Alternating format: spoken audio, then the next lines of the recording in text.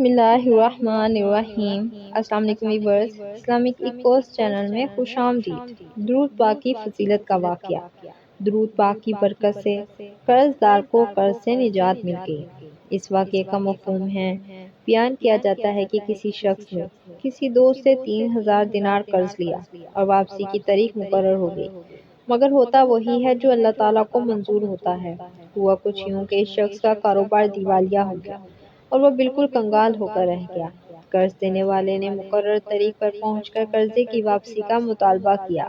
اس مقروض نے معذرت چاہی کہ بھائی میں مجبور ہوں، میرے پاس کوئی چیز نہیں ہے۔ قرض دینے والے نے قاضی کے ہاں دعویٰ دائر کر دیا۔ قاضی صاحب نے اس مقروض کو طلب کیا اور سماعت کے بعد اس مقروض کو 1 ماہ کی مہلت دی اور فرمایا کہ اس قرضے کی واپسی کا انتظام کرو۔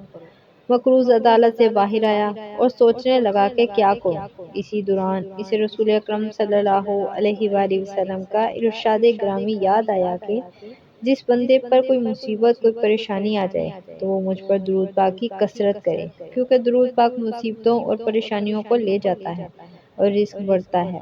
پھر ہوا یوں کہ اس نے اٹھتے بیٹھتے درود پاک پڑھنا شروع کر دیا۔ کرتے کراتے 27 دن گزر گئے تو اسے رات کو ایک خواب دکھائی دیا۔ کوئی کہنے والا کہتا ہے کہ اے بندے تو پریشان نہ ہو، اللہ تعالیٰ کارساز ہے، تیرا قرض ادا ہو جائے گا۔ تو علی بن عیسیٰ وزیر سلطنت کے پاس جا اور جا کر اسے کہہ کہ قرض ادا کرنے کے لیے مجھے 3000 دینار دے دے۔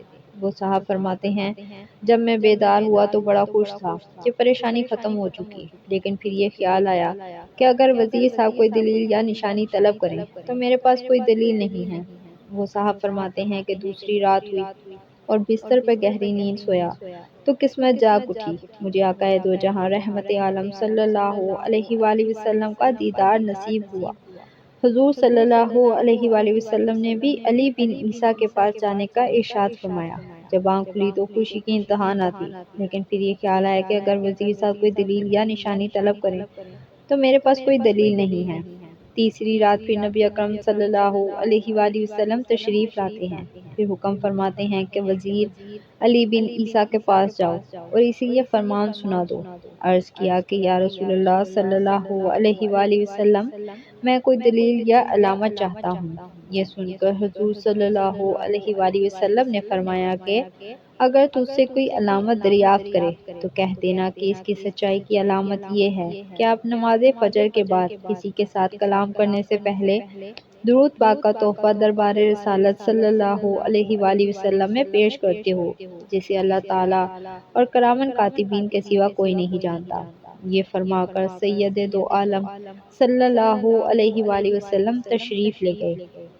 کہتے ہیں کہ میں بیدار ہوا، نماز فجر کے بعد مسجد سے باہر قدم رکھا اور آج مہینہ پورا ہو چکا تھا۔ میں وزیر صاحب کی رہائش گاہ پر پہنچا اور وزیر صاحب سے سارا قصہ کہہ سنایا۔